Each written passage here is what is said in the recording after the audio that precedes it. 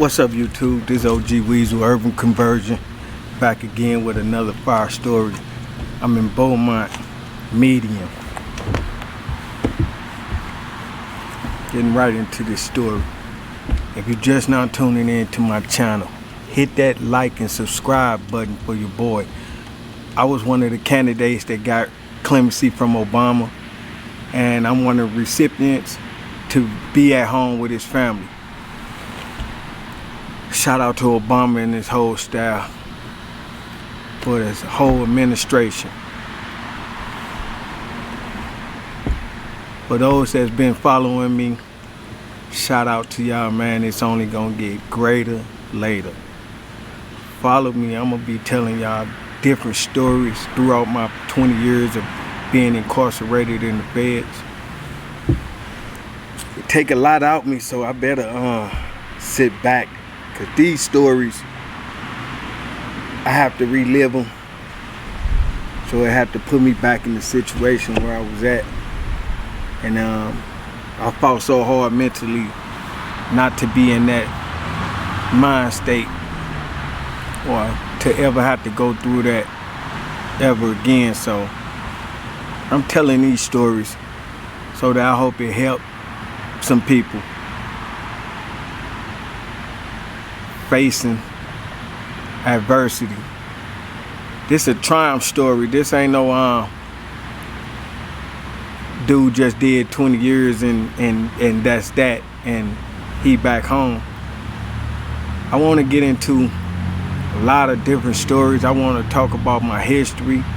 I want to get into a lot of different things about my life to what led me up to receive a 30-year sentence. I want to talk about some of the people that I was around. I want to talk about the things that I was into, but that's later on in the segments. This particular story, you gotta get them lights up too, y'all. Hit them likes, man. Try to get better. I'm getting better with y'all. We're gonna roll. We're gonna do this together. For those who've been rocking with me, man, shout out to all of y'all. Support, good hate, bad hate, however it come. Tell this story. I'm in Beaumont Medium. It's in Beaumont, Texas. This story here is about the surenos and the Columbians. For me to tell these stories, I had to be very close to a particular group. The surenos have a different mindset. They have a different structure in the feds, just like any other structure. But with the blacks, we kind of accept all nationalities. Where there's other groups, races, is not accepted, you know. So people geographically stick to their own kind, their own race. And this particular story that I'm gonna get into is about the surenos and the Columbians. I dealt with some Columbians in Beaumont, hung out with a group of about 8 to 10, 11 of them. They accepted me in because I was eager to learn where the source of the activities that I was involved in prior to my incarceration. So you go in and you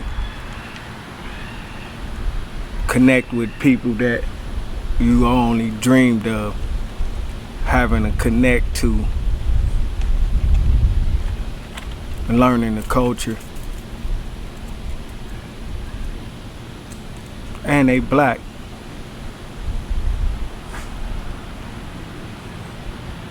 I was real close to a Colombian. Won't mention his name. think he still might be in right now. I won't mention his name, but we were real close. He looked at me, he used to always talk about like he was my father.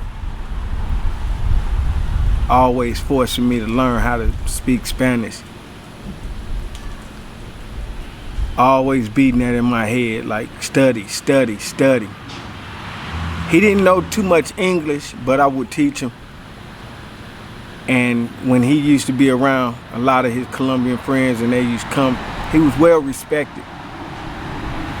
Actuality, he had the car for the Colombians on that yard. Every Colombian that came to this yard, they checked in with him.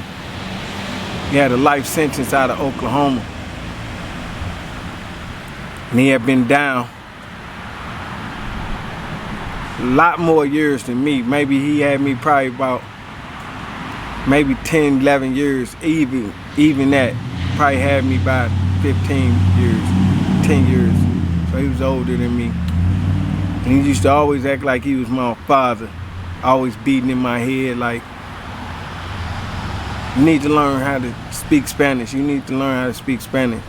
We don't talk business no more. We ain't gonna talk no business, this and that. You need to learn Spanish. You learn Spanish, you'll know everything that we talk about. And you'll learn a lot of other things that you might want to know. So I started studying Spanish a little bit, picking up on it. But what I didn't understand is different dialects to the Spanish. Got the Mexican Spanish, got the Colombian Spanish, you got the Puerto Rican Spanish. You got all different type of broken slang Spanish, you know. So he used to always, you know, beat that in my head. But I'm gonna get right into the story. I got a lot of stories with him, with my friend, my Colombian friend. Or would you say my pops or whatever, you know. Real good guy. This particular story involved the Colombians and the surenos.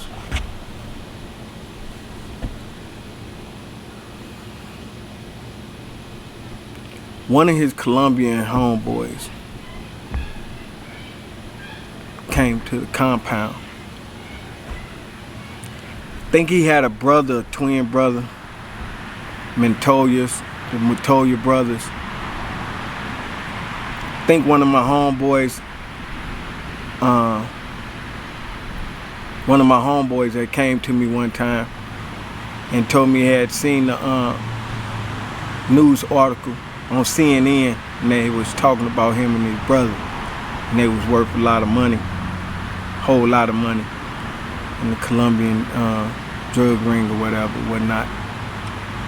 They say he had a brother. His brother was down in Miami, kind of having it in his way. But when these caliber of drug lords come in, those entourages that they have don't come with them. And thinking about this story made me understand consequences and the things that they gave up to be in this position, whatever mistakes they made. So anyway, the Colombian come to the yard. Mind you, my buddy, my comrade, Colombian guy, called it for all the Colombians that hit the yard. When this Montoya Colombian hit the yard, my Colombian came to me and told me that he would need me to walk around with this Colombian with a a couple of other Colombians as well, to get paid $2,000 a month just to walk around with this motherfucker. And I was like, hell yeah. I got a 30-year sentence. I'm pushing the line to be able to have a couple $1,000s coming in every month. Shit, I can probably send a few dollars home. But that's what my mindset. Cause we're working in Unicor for pennies, $1,500, $2,000 a month. Shit, it's an average person working a job on the street. So all I had to do is walk around with this motherfucker. Hell yeah, I'ma do it. Easy. By myself. For real. My Colombian homeboy. He say this motherfucker either gonna have to pay us or he gonna have to pay the surenos. I was like, how the fuck the surenos get involved in it? Yo, homeboy should be paying us this money, you know?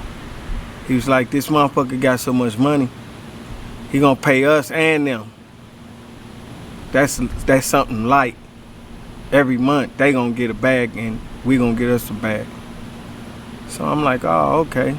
But fuck that. Fuck that. Let's go to war. I really want to go to war with the surenos. I ain't even gonna lie to you. I ain't doing no tripping. You know, because, you know, vice versa, they going to war with us.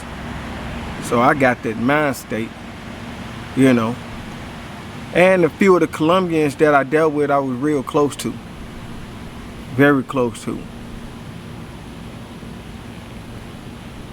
To the point of I met their families on visits. Took pictures with their families on visits. They welcomed me in. They welcomed me all the way in.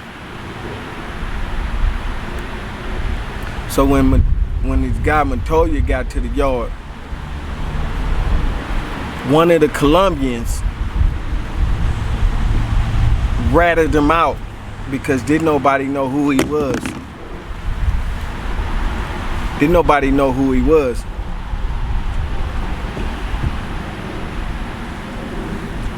One of the Colombians ratted him out to one of the surenos. The sureno go back to the shot caller because the surenos out of bounds. They in Texas, California gang.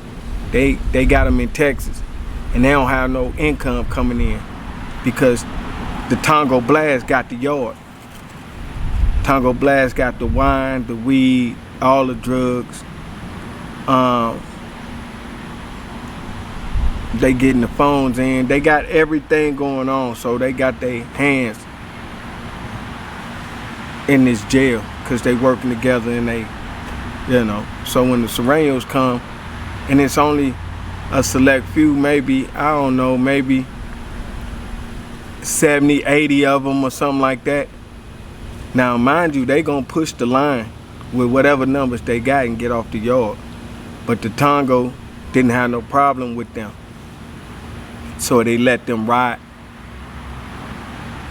But they didn't let them in on the jailhouse money generating. They ain't giving them the green light to make the wine. Well, they can make the wine, but the Tongo got all the best hiding spots. They network and they running the alcohol. They the ones going up on visit the most.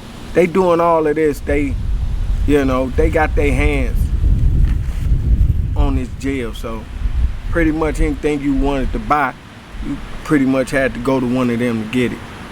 So when the surenos get here, and one of the Colombians was close to one of the surenos, the sureno go back and tell the shot caller that it's this big time Colombian drug lord on this compound right up under y'all nose. So automatically, the hyena and the surenos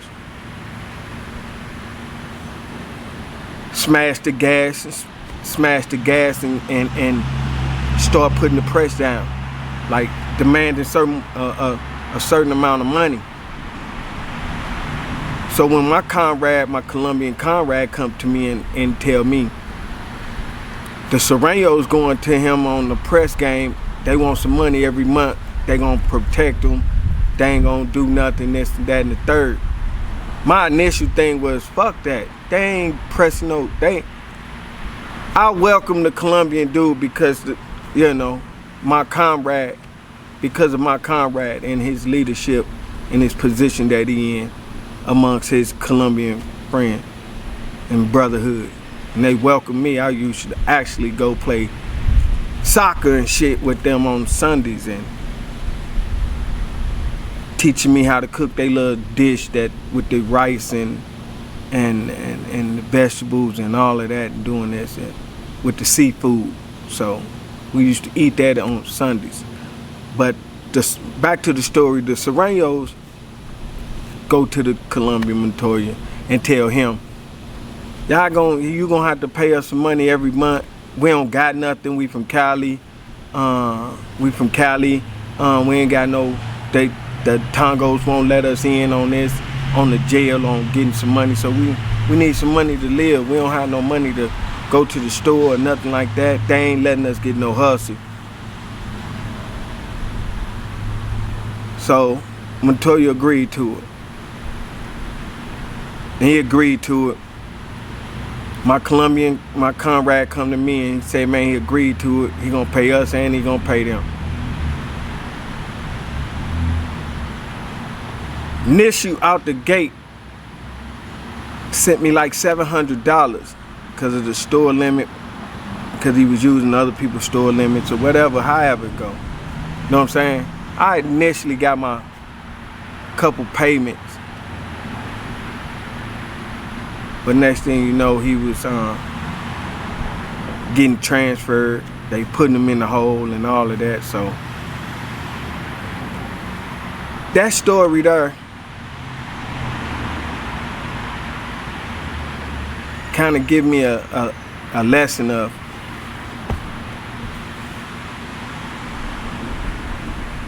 being a wolf or a sheep. But mind you, they used to tell me stories. We used to sit at the table and he'd tell stories about him in the jungles running from the FBI. Got 15, 20, like a small army, moving through the jungle, hiding from the FBI.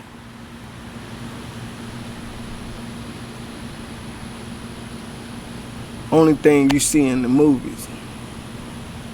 Got a lot of stories with the Colombians in my time with them. Plenty of people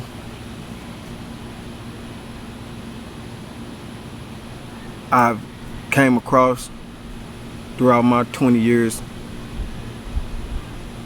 in the federal system. Some good, some bad. Not glorifying none of these stories. It was just some of the tactics that I had to deal with. I want to say tactics. Yeah, it is tactic because strategic to stay alive and to be back without a blemish, scars on your face, or even getting killed, extorted, raped. Bypassed all of those things. And I'm here with y'all today, tell y'all these federal stories.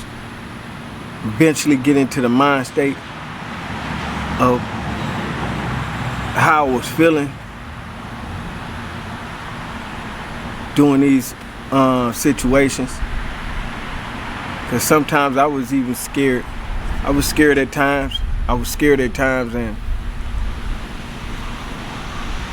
A lot of times I was fearless, you know, because you can make a mistake with these situations that I'm talking about, end up with a life sentence, never be back home. The story with the surenos was that they was actually granted, I think he was giving them $5,000 to $7,000 a month. Might have been even $8,000 a month, and he agreed to some type of number like that. But I thought it was just gonna be a cash cow for me, without any incident. It might sound a little intense, racially, but it's not.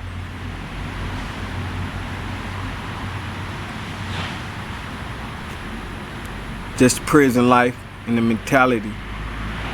I'm just giving you the mentality that I had at that particular moment about situations.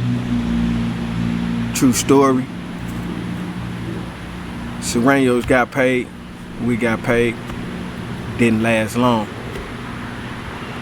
But these are some of the structures that I give you about the federal prison, because it's structured under geographics. Got another story I'm gonna be dropping real soon. If you like this story, hit that like and subscribe button. Let's get them likes up. Got a lot of more stories with the Colombians. I got a lot of stories with the Colombians.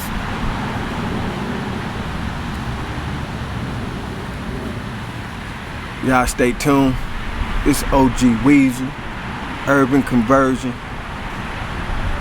Tuning in, tuning out, tune back in, tune back out. It's OG Weasel, Urban Conversion. Hit that like and subscribe button. OG Weasel, I'm out. Peace.